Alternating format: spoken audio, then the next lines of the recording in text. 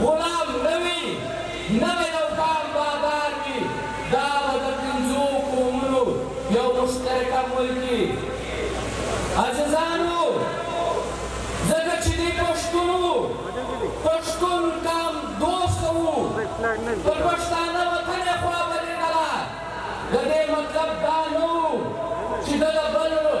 قام سره نفرت درلودی ده چې څومره پښتون قام ته احترام درلودی د دې وطنتوب ته ژبې ته واک و اختیار ته د هومره په دې ملک کې د بلوچ قام ته و سندي ته و سرایکي ته حتی کې د پنجابي و کلچر ته هم د هومره احترام درلودی د یو قام هم تر بل قام ذات سیال نه بللی دا ټول قامونه په خپل دار اختیار کې پر خپل هغه تاریخ باندې سیالان ګڼل البته د خپل قام په تاریخ کې ویاړ کولی د خپل قام په اتلانو په هیروز یې ویاړ کول او د خپل قام او د وطن پر هغو وسایلو اختیاراتو باندې هېڅکله د یو چا سره سمجوته نه کوله عزیزانو ملي شهید یو جمهوریت خوښوونکی سیاستوال و هغه د پارلمنټ په بالادستي باندې یقین درلودی د آیین او د قانون په حکمرانۍ یې یقین درلودی د انساني حقوق یو لوی علمبردار و هغه په دې ملک کې د انصاف دپاره چې کوم عدالتونه دي هغه یې آزاد غوښتو خودمختار یې غوښتو غیر جانبدار یې غوښتو همدغه رنګه هغه دا بلله چې د جمهوریت دپاره د ولسونو د حقوقو دپاره د دوی د ترقۍ د خوشحالۍ دپاره پکار دی چې میډیا آزاده وي میډیا پکار دی غیر جانبداره وي چې څه حقایق دي هغه پکار دي چې دغسې بیان شي قدرمنو عزیزانو ځکه چې زموږ د آبادۍ یو لویه برخه تر نیمې زیاته دا زموږ په خوندو پر وندو پر زنانو باندې مشتمله ده ملي شهید په دې ډېر زور کوي ټینګار یې کولی هر وخت به د هلې ځلې دا وې چې دی په پښتون په دې معاشره کې و خوندو ته و موږو ته د برابر چارو حیثیت ورکړي دو ځوان په هره چاره کې د دوی د برابره ونډه وي که سیاسي چارې وي که کورنۍ چارې وي که هغه بیا کاروباري چارې وي که هر قسم حقوق وي پکار دا دی چې د ښځو دا حقوق دوی ته ورکول شي عزیزانو دلته مشرانو بیان کړ ملي شهید د داسې سیاسي خویونه یو مالک وو چې هغه خویونو دی دا نن د ولس په زړونو کې دی د ملي شهید په حیثیت باندې راپورته کړي د سیاست د عبادت په معنا کولی ده به ویلې چې سیاست معنا څه ده سیاست معنا دا ده سیاست معنا دا نه ده چې غلا به کوې سیاست معنا ډاکه نه ده سیاست معنا درواغ ویل نه دي د سیاست معنا دا ده چې د ځان غوښې به په ولس خورې سیاست معنا دا ده چې د قام په سر به ځینې رژې سیاست معنا دا ده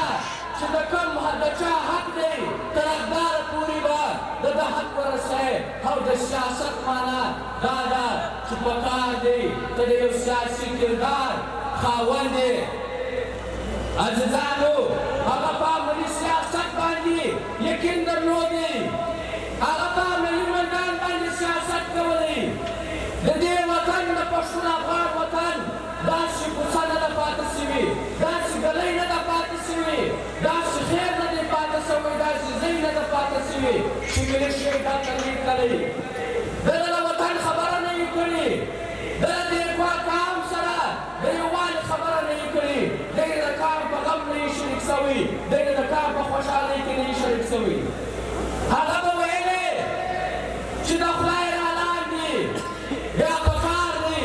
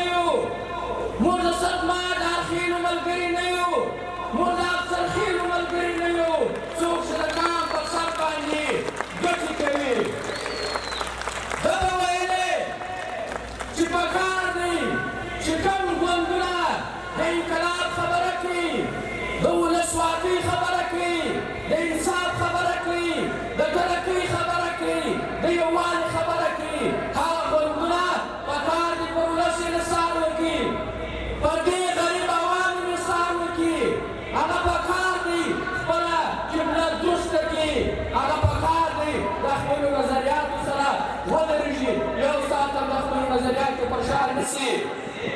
عزیزانو دی هر وخت د کام په منځ کې موجود وو نن چې کام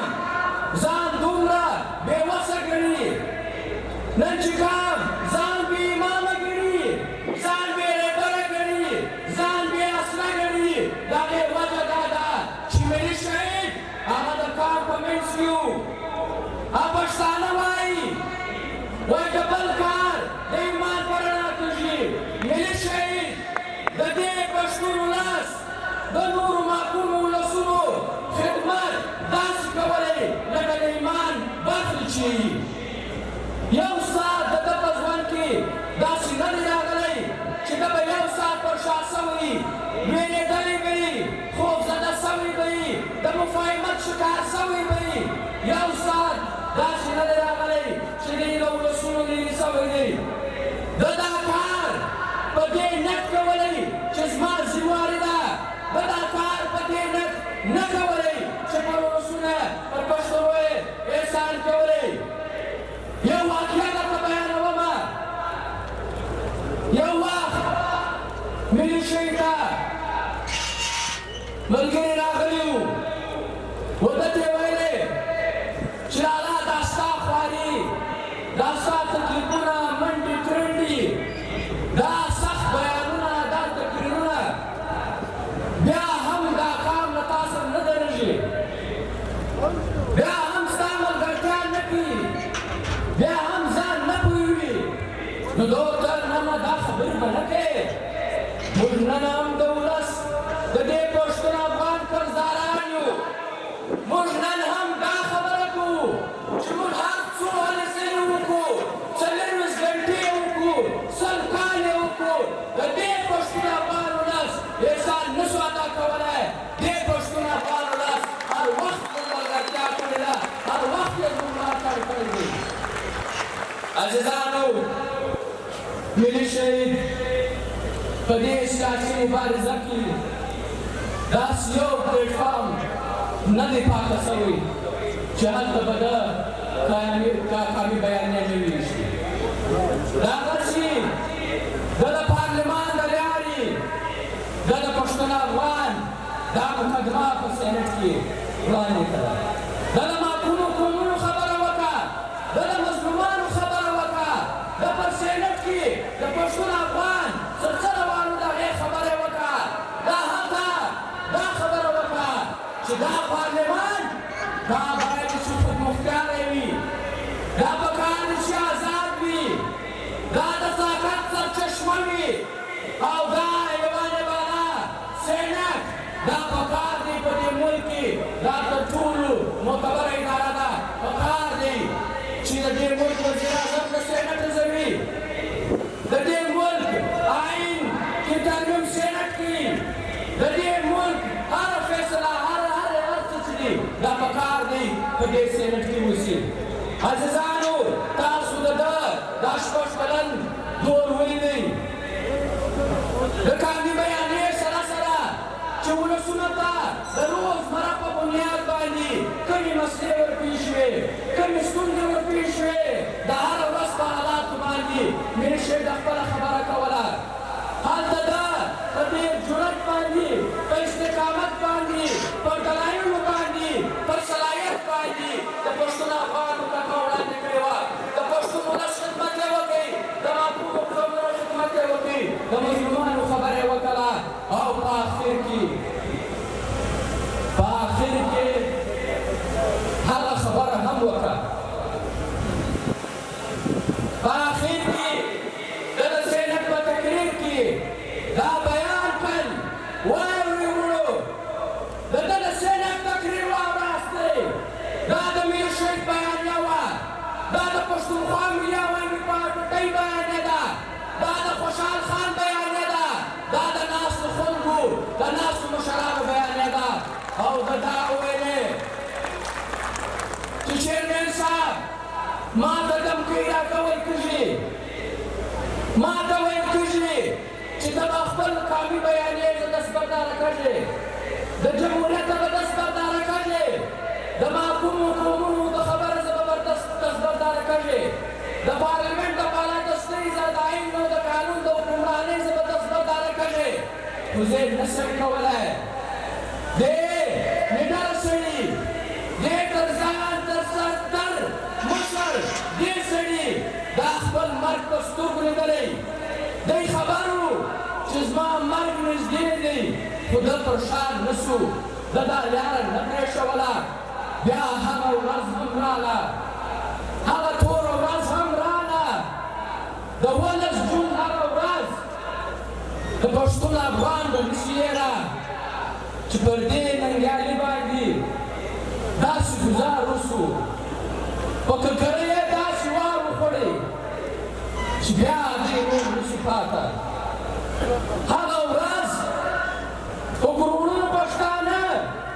ما کومه قومونه مظلومان ټول لاس ته ګوا وو خواست یې راوړی و چې یو واره دې را ژوندی کړي دی یو واره ناروغ کړي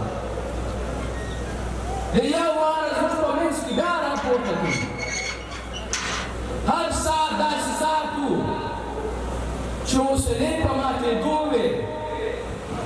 د خلکو صبر برداشت په ختمېدو بیا د 11 جون هغه ورځ راله چې ټول امیدونه ختم شو هغه غږ د تل دپاره خاموش شو د هغه داسې غم موږ ته پرېښوی او د داسې ملي ارمانونو سره د قومي هغه نیمګړو ارمانونو سره